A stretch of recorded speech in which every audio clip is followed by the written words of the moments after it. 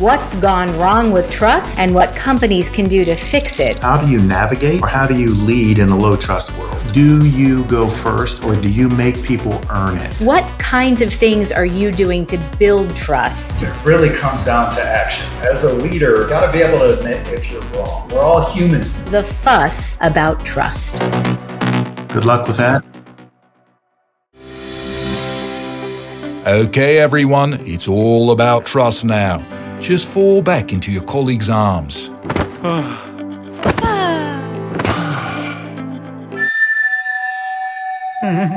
Come on, Frank. I'm the CEO. Don't you trust me?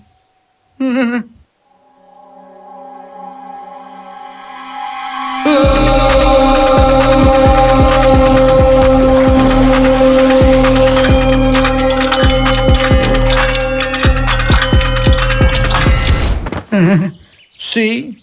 That wasn't so bad, right?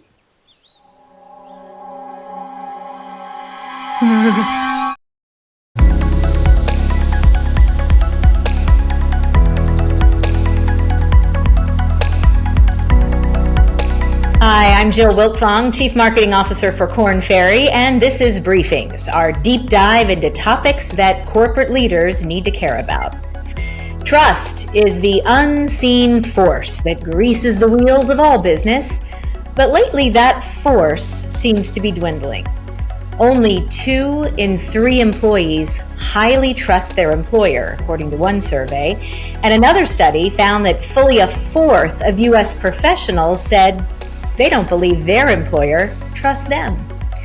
The harsh reality is there may be some truth to both these stats.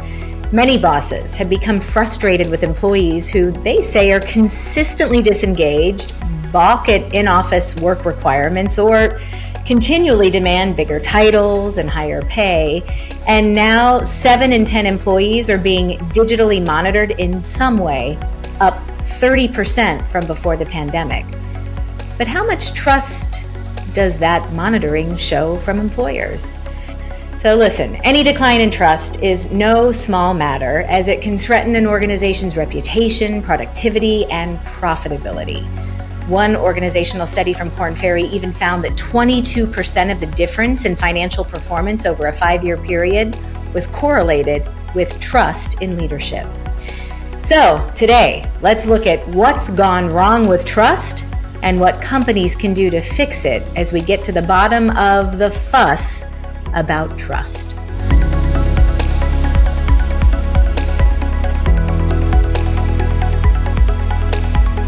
Before we start, if you're watching us on YouTube, please be sure to like, subscribe, and leave a comment to let us know your thoughts on this topic. At last count, we've now tripled our subscriptions in the year since we started this, so thank you for your support. I'm joined today by Dennis Baltzley, a Korn Ferry Senior Client Partner and its Global Head of Leadership Development Solutions. He's spent a lot of time helping company leaders build and rebuild trust within their organizations. Dennis, thank you for joining me today. Hey, Jill. It's been a while. It's good to see you. Good to see you too.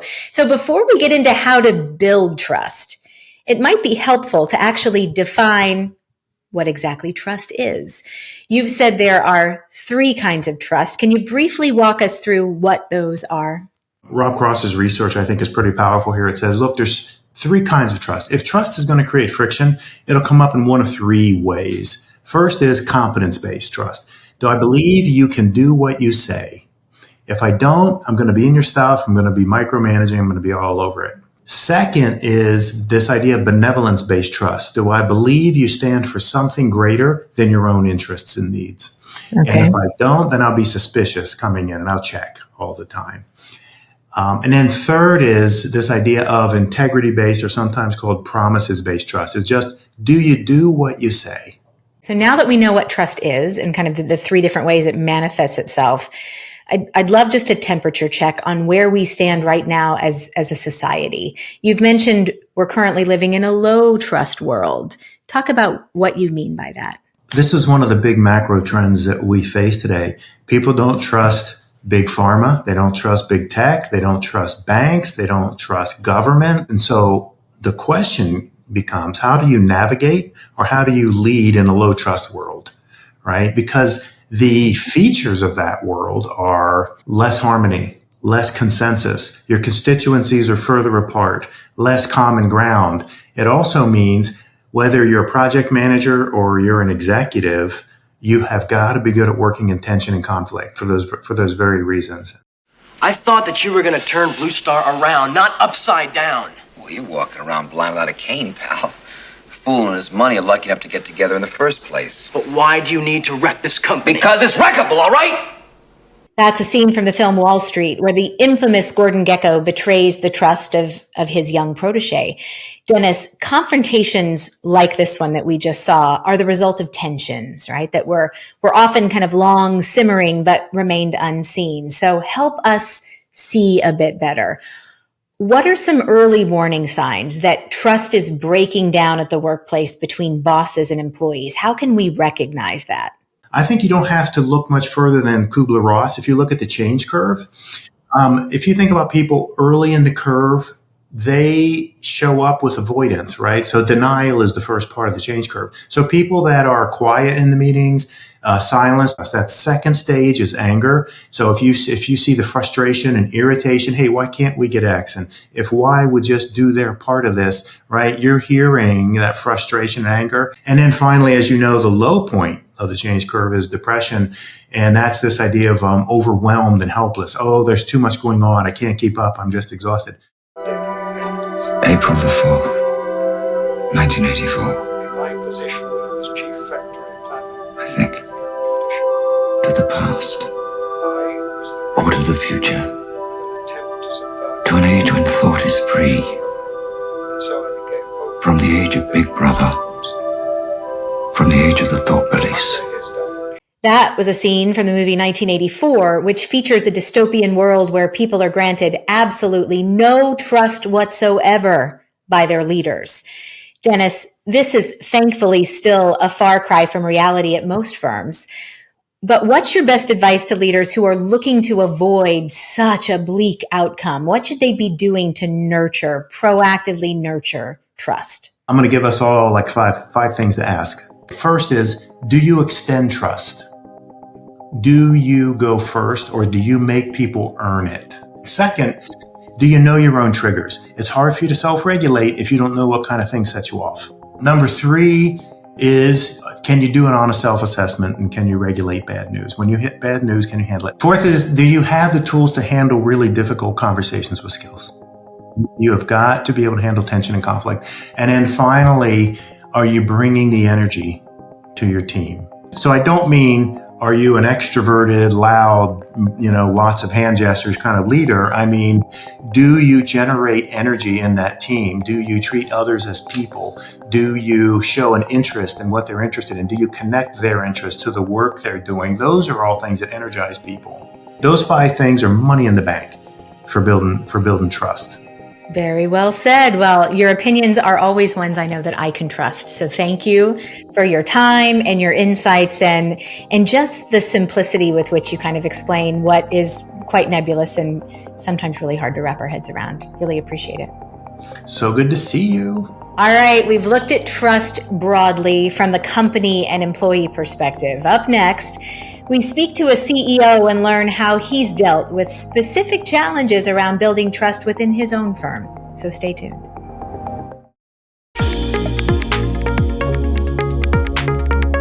Hi, and welcome to This Week in Leadership. I'm Rupak Bhattacharya, and here's a quick look at what else is happening in business.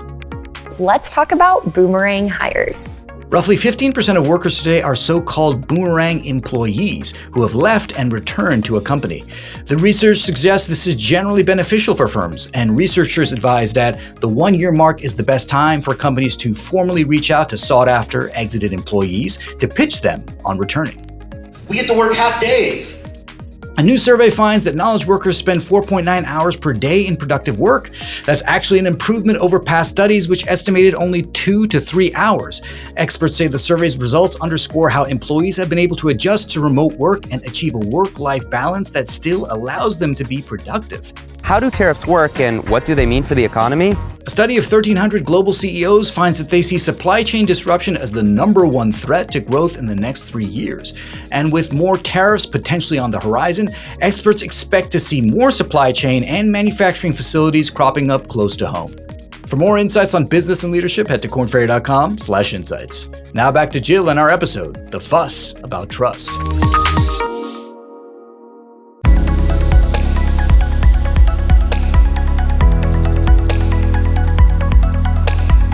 Trust. Very important in a relationship. And why is trust the most important thing in making a breakthrough with a client? With us now is Steve Taplin, CEO of Sonatify, a company that connects software developers with firms needing IT help. Steve, thanks for coming on. Jill, thanks so much for having me. So that last clip featured the late, great Robin Williams talking about the importance of trust in our favorite movie, one of our favorite movies, Good Will Hunting. Steve, we spent the first part of this episode talking about trust from a 30,000-foot view. So it's really great to be getting a little more granular here with you. And what's interesting to me is just like 16% of US companies, your company is fully remote. And you have said that creating cohesion in that kind of environment is at least twice as hard, which makes sense to me. So what kinds of things are you doing to build trust in a workforce that really rarely meets face to face? We facilitate that through regular meetings, but things like game days, things like doing awards, prizes, we'll have quarterly all hands meetings. But we'll do other things. We actually will have networking meetings where you're switching every 3 minutes, so you're meeting other people. Can you think back on your experience at a larger firm? Are there practices that you think those larger firms can adopt from firms like yours when it comes to fostering trust and building these relationships? It really comes down to actions. Where I got frustrated in the corporate world was and whether it was a town hall, a quarterly meeting, or regular communication, come off, talk about the company values, how great they are, get off the call, and they're acting the exact opposite. Not just coming off sincere, but having their actions match it is my biggest advice. What if trust is broken? What if your CEO is caught on video disparaging an employee? What if your employees experience a culture of bias, exclusion, and worse? What if there's a data breach and it feels an awful lot like a cover-up than seriously addressing it? But there's a word about me that I should share.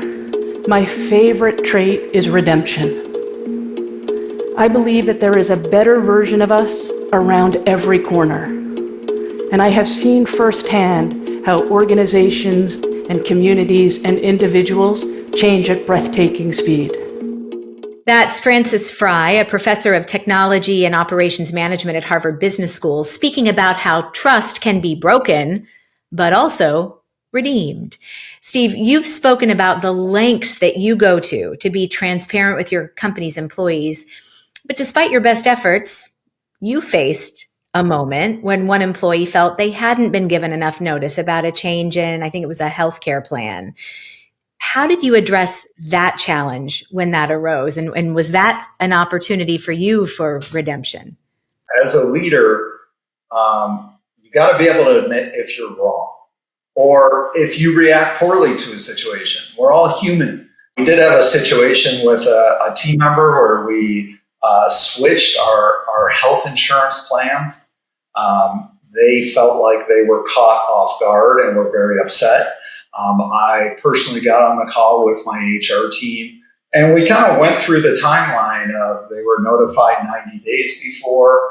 We had a side-by-side comparison of the old insurance to the new and why we thought the new was better and provided more advantages, and just walked them through it. And also let them know where there was actually a situation where we couldn't stay with the previous health provider. He was very appreciative that we took the time to address his concern with him. You have also said that trust starts at the top, of course, and how leaders act will determine the level of trust that they receive back. But a recent Korn Ferry study found that 7 in 10 CEOs feel imposter syndrome. What's your advice to leaders who may be struggling to live up maybe to their own ideals that they may even preach to their workforce? You got to be genuine. You have to, weigh the factors of what stockholders need to hear, what boards need to hear, what your team members need to hear and be genuine and, follow through. And that doesn't mean you can't be aggressive or motivational or opportunistic, but you gotta be able to point out when things change or you're just flat out wrong. Very sage advice, I think, Steve. Thank you so much for coming on today and sharing your story and your examples. Really, really appreciate it. Well, this was fun. The executive producer of Briefings is Jonathan Dahl. Today's episode was produced by Rupak Bhattacharya, Nadira Putri, and Teresa Allen, and it was edited by Jaron Henry McRae. It contains reporting by Russell Perlman, Ariane Cohen, and Peter Loria. Our video segment contains original artwork by Fraser Milton, Haley Kennel, Jonathan Pink, and Sasha Kotschik. Don't forget to read our magazine, available at newsstands and at kornferry.com/briefings. That's it for Korn Ferry Briefings. I'm Jill Wiltfong. See you next time. You're going to get all of our resumes now.